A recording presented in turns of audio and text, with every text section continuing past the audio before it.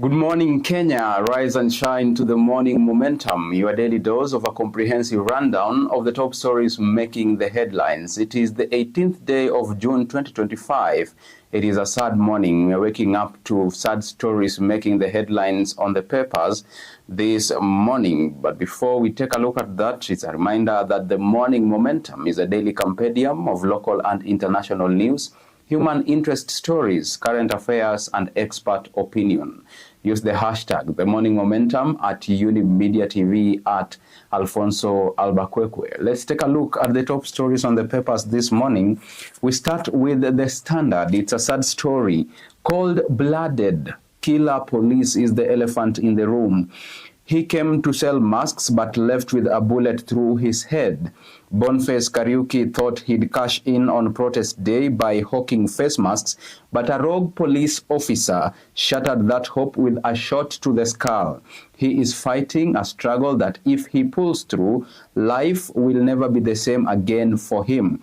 As thugs looted shops and checked and police looked the other way, Boniface lay bleeding on the pavement. His friend's cry still haunts the chaos. What will his mother, wife, and children be told? That story is augmented for you on page 3, 4, 5, and 6 of the Standard this morning. Let's take a look at page 2. 1 year later, traders struggle to rebuild after chaotic protests. Goons took advantage while other traders closed shops in fear of looting. Poor economy has seen some businesses struggle to recover from the losses. That story is beefed up for you on page 2. On page 3, on the killer cops, you have pictorials there of the events that took place yesterday while Gen Z went out on the streets to seek justice for the slain teacher Albert Ojwang.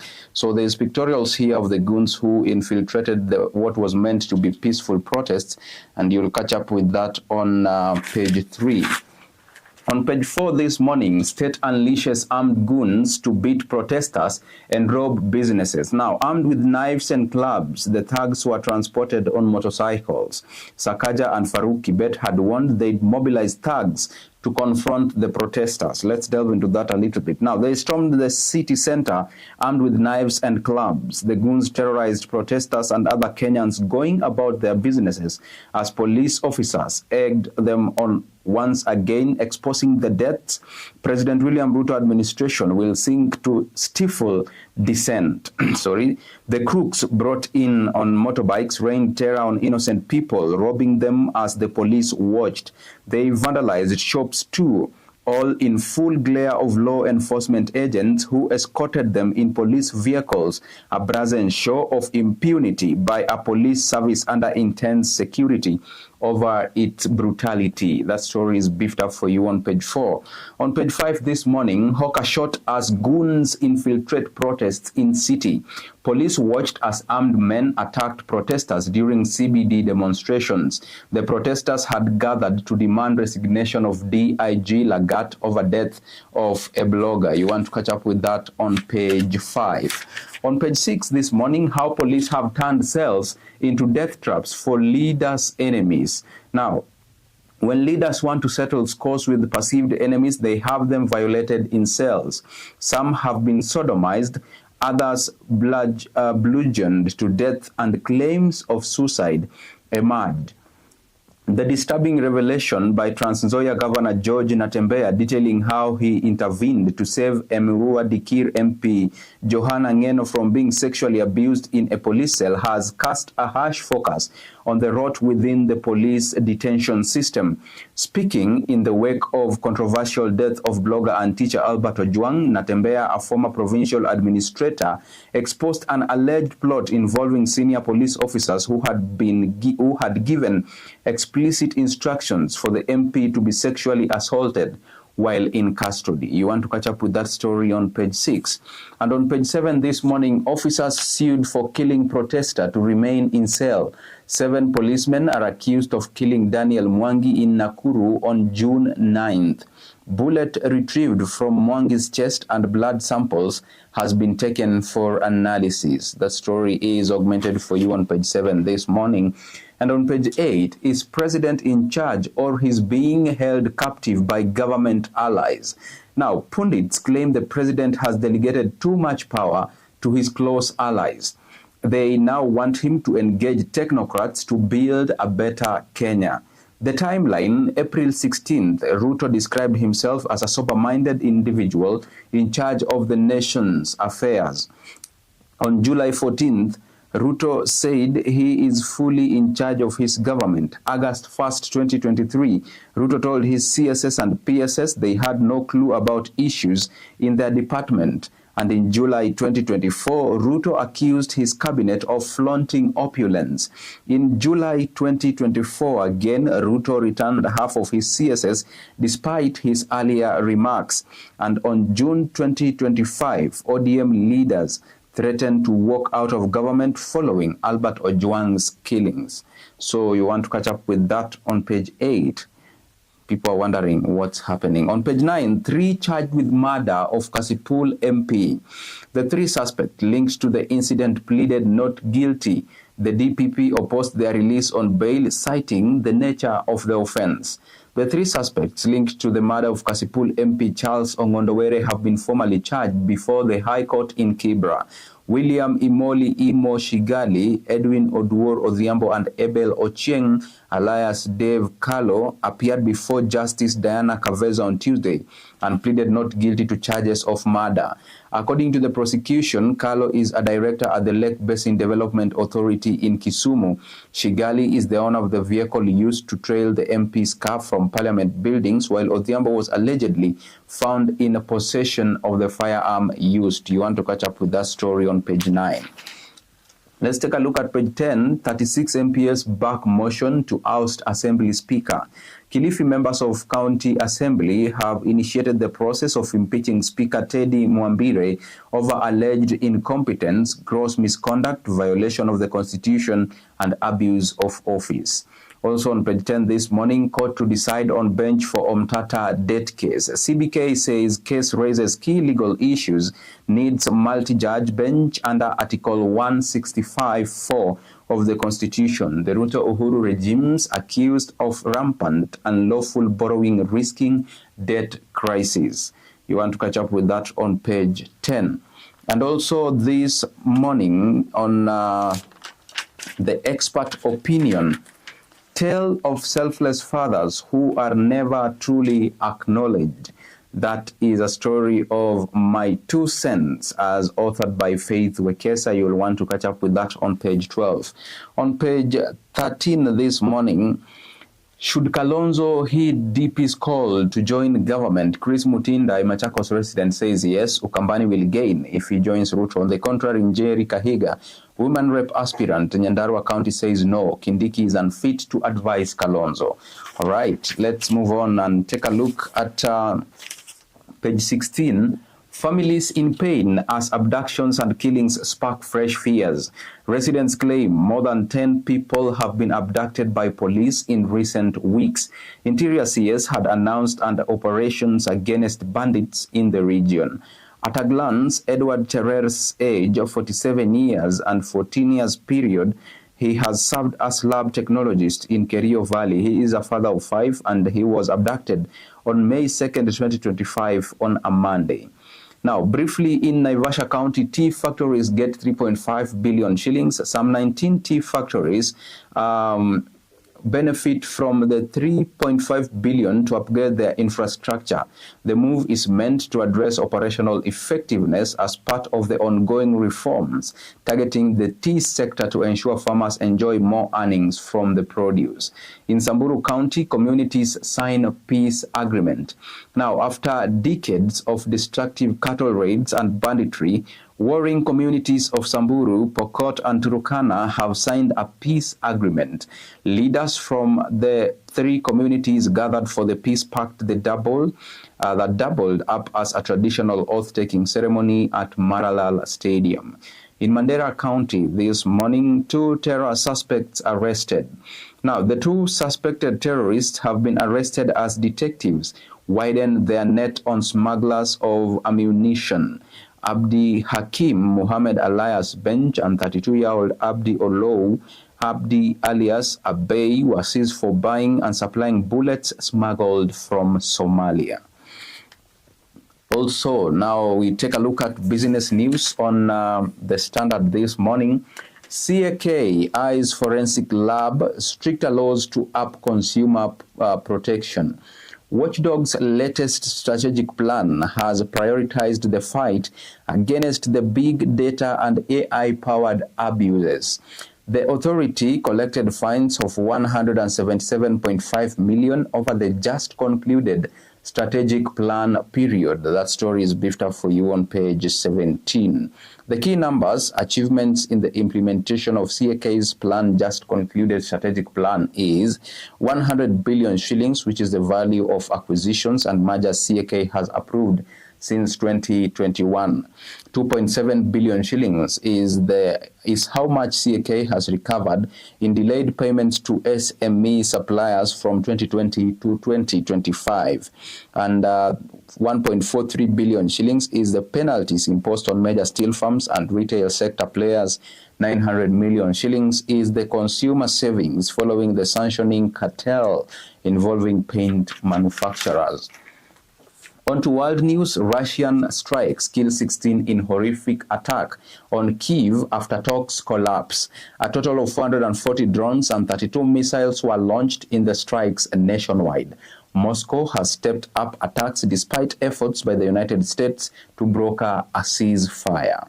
In the United States, Iran and Israel trade more strikes. Trump hopes for end of war. The U.S. President Donald Trump said he wants a real end to the conflict between Israel and Iran, not just a ceasefire, as the Ark Force traded fire for a 5th day on Tuesday. The escalating clashes saw Israeli warplanes targeting military sites in Iran, killing a senior commander and drawing retaliatory missile fire from Iran. In the Netherlands, Dutch suggests social media ban for under 15s. The Dutch government Tuesday advised parents to forbid children under 15 from using social media apps like TikTok and Snapchat, the latest country to propose curb over mental health concerns. The advice, which is non-binding, comes after Australia and New Zealand proposed social media bans for under 16s, and several European countries have issued similar guidelines. That story is beefed up for you on page 19. Let's move on and take a look at sports news now on the Standard this morning. We see what we have in the field. Now, let's begin with football. Why Nzoia Sugar can afford to smile again. The financially stricken outfit received a boost after the takeover by West Kenya Sugar Company. Kadenge welcomes support as they launch a roadmap towards returning to FKF Premier League in 2026. In matters netball, Divas bounce back in style to stun USA. After a slow start that saw them lose their first 2 matches by narrow margins, Kenya's national netball team, popularly known as the Divas, bounced back in style with a commanding 66-25 victory over the USA at the ongoing UAE netball tournament in Dubai yesterday. On page 30 this morning, you blink, you lose as Siaya, Kisumu, Homa Bay and Kisii games begin. Yala to renew rivalry with Barding in Siaya as Asumbi eyes basketball crown in Homa Bay. Nyangi Chenche seeks to retain rugby title in Kisii as Kisumu Day, Otienoyo and Nyakach girls upbeat in Kisumu. There's no harm if I wish my former school all the best in the games. I was an alumni of Barding Boys High School. So let's take a look at the cover page of the Standard. Empty seats as Chelsea beat Los Angeles at FIFA Club World Cup. Chelsea boss Maresca says the environment was a bit strange. Benfica fight back to deny Boca Juniors as Flamingo see off Esperance. That story is beefed up for you on page 32. Quickly, let's take a look at the top stories on the Daily Nation. On the front page, Anarchy is the top story making the headline. Troubling partnership between police and gangs revealed in day of chaos. Goons unleash terror. Gangs armed with crude weapons wage war on peaceful protesters, attack and rob Kenyans as police officers watch. Shot by police bullet, face mask vendor shot in the head at close range by uniformed officer in yet another case of police brutality. Business shut down, a day of missed sales of traders in Nairobi's CBD who kept outlets shuttered for fear of vandals and looters. Also, Ojwang protests spread. Kenyans in Kilifi, Kisumu and Mombasa demand resignation of DIG Lagat over teachers' murder. All that is augmented for you on page 2, 3, 4, 5, 6, and 7. Let's take a quick look at that on page 2. Chaos in the city, troubling ties between police and goons. The killing of vendor infuriated protesters who began chanting anti-government slogans. From time to time, they backed orders at anti-riot officers, instructing them to lob tear gas at the protesters. That story is briefed up for you on page 2. On page 3 this morning, public outrage. National Police Service orders arrest of implicated officer. LSK and MP condemn the incident. Vendor shot in CBD hangs on for dear life. Colleagues say Ali was selling masks when a police officer shot him at close range without provocation. That story is briefly covered for you on page 3. On page 4, traders in the CBD close businesses early, fearing looting. Public service vehicles avoid Tomboya and Moi Avenue due to protests. Some bank branches in the capital remained closed for most of the day. You want to catch up with that on page 4. And on page 5 this morning, 4 arrested in Mombasa as police scuttle demos. City remained peaceful as a group of youth and activists marched and presented a petition to IPOA. Now, on page 6 and page 7 this morning, day of anarchy in Nairobi as protesters attacked by goons. And you have that covered for you in pictorials. You can see what transpired yesterday as the goons cooperated with the cops in batons and tire whips. That is comprehensively covered for you on page 6 and page 7 in pictorials. And one word to the youths out there, we are fighting for justice and we must live to see that justice. So if you can, please avoid going out there for this, because we are giving them more reasons to harm the young generation. Now, let's take a look at page 8. Moi University, Moi University on the spot over retrenchment mode.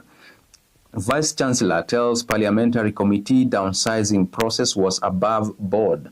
Union claims its officials were unfairly targeted during last month's staff layoffs. 120 million shillings is the amount Moi University hopes to save per month in payroll costs after sending home nearly 900 employees. Let's move on and take a look at page 10. Mount Kenya rebellion is scaring Ruto's loyalists about polls. The president might be forced to restructure the ruling United Democratic Alliance party. So serious is the situation that some of them are toying with the idea of dumping the head of state ahead of the 2027 general election to secure their own re-election. That story is beefed up for you on page 10. Let's move on and take a look at page 12, how thousands of patients lost access to healthcare overnight. Across Nyamira, Kisii, Mandera, Wajir, and Nairobi counties, 1,029 health facilities have found themselves in digital limbo. Across 5 Kenyan counties, the thousands of patients seeking dialysis, maternity care, and other essential services have found themselves stranded. That story is beefed up for you on page 12. Let's move on and take a look at page 14. Israel-Iran war. Mombasa port users cling on hope. Both importers and exporters could soon suffer higher insurance costs and longer shipping times. Escalation of conflict could impede oil trade and lead to increase in prices. That story is beefed up for you on page 14. Let's shift gears and take a look at the expert opinion this morning. Midterm reflecting past, defining the future. The economic survey reminds us that while meaningful progress is underway, the journey towards lasting transformation continues. Also on the expert opinion this morning, finance bill scrutiny is crucial before assent. Scrutinizing the bill is not just a matter of policy refinement, it is about shaping the nation's economic trajectory, and you'll catch up with those opinions on page 15. Let's move on and take a look at the DN2 article this morning. It's about parenting. I became a father of two through adoption. You'll catch up with that human interest story right there in the DN2 article. Let's move on and take a look at county news on the nation this morning. We start with Mombasa County. How Kenyan woman lost her child to Russian lover. She estimates the legal process could cost up to 2 million shillings. Faith Jerop is now raising funds online to file for custody of her daughter. That story is beefed up for you on page 20. In Kiambu County, mystery of a court clerk who vanished without a trace. In the morning of June 10th, Mr. Joseph Mwaura, 56, bid his wife goodbye and left for work, just as he had done for years. But that routine Monday turned into a nightmare for his family when the long-time Thika-based law clerk vanished without a trace and has not been seen or heard from since.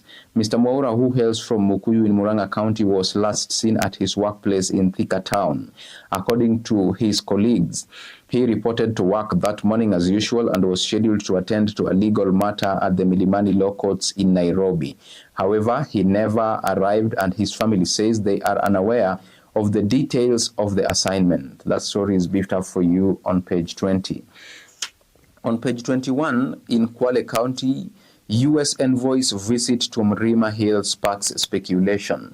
The complex is believed to hold vast deposits of multi-billion shilling rare earth minerals. Now, a recent visit by a top American diplomat to a remote village in Lungalunga, Kwale County, has raised eyebrows. The U.S. charge Mark Dillard visited Mrima Hill last week after meeting Kaya elders at the home of former cabinet minister Chirau Ali Makwere in Matuga. The veteran politician is the Digo community's spokesman. Mrima Hill complex is believed to hold vast deposits of multi-billion shilling rare earth minerals.